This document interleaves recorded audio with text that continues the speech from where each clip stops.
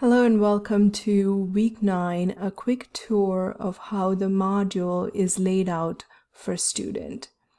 So when you click on week 9, you'll first see a quick overview, the key takeaways for the week, as well as a video message from the instructor. You will also notice the learning materials and the to-do modules for each week. When you scroll down, you will see the learning objectives, which is again a quick overview, objectives for the week, lists of all the materials individually listed, and individually listed all the to-dos with the instructor message.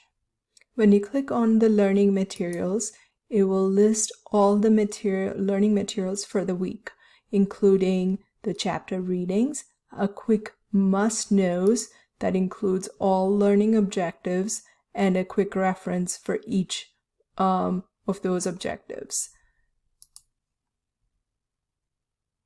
You'll see the videos are listed with the context of why they're watching the videos and what are they going to gain from each video.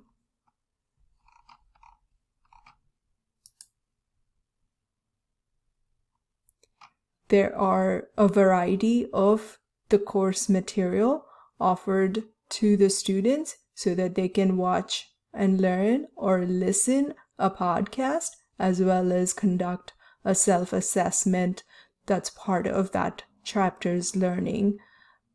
The next is a to-do module. In the to-do module, it will list all the activities for week 9. This week 9 includes a group assignment, which I am using the D2L groups to assign groups, as well as for students to conduct their work and submit the work as far as a group assignment. There is a self-reflection and a peer evaluation part of this group group project. If you scroll down, you'll see the exam for those for that week as well. Here are some quick highlights of the course. If you click on your Meet Your Instructor, it tells you all the bio about me, as well as a quick touch phone. On week 0, you'll see all the week 0 modules, including the course tour, the syllabus, and the course policies with the schedule that is clicked.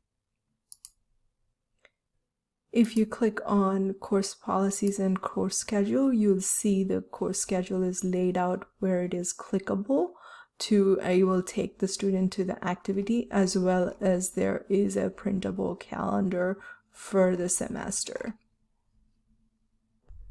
Week 0 also hosts the other information, useful information for students, including a Zoom info, important dates on the academic calendar, a quick link to the virtual support center, and I use a Google Forms to do a pre-course survey where I want to know more about the students' learning styles, their prior knowledge on course topics, and their technology fluency. I also have a mid-semester feedback using D2L's survey. This is completely anonymous, and I always give the students an opportunity to hear from them to make certain course corrections. This course also has an intelligent agent running in the first week of the course, where the week 1 and week 0 modules, if not submitted, it will send a reminder to students.